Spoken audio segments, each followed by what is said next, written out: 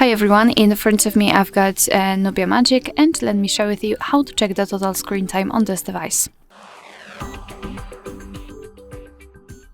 So let's start with opening the settings, and here we have to scroll down to the very bottom to find digital well-being and parental controls. And as you can see here, we've got the graph which will show us for how long we've been using this device today. In my case 23 minutes, and most of the time I've spent on the settings. If you want to check some further details, you can either tap inside the graph and your device will show you the dashboard with the screen time in particular days of the week, so you can compare them. You can change the screen time to notifications received and times opened, and under it you've got the list of the apps which you've been using with the specific time you've spent on them.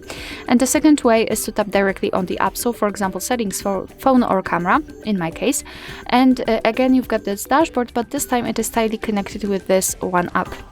Again, you can change the screen time to notifications received and times opened, and from daily to hourly.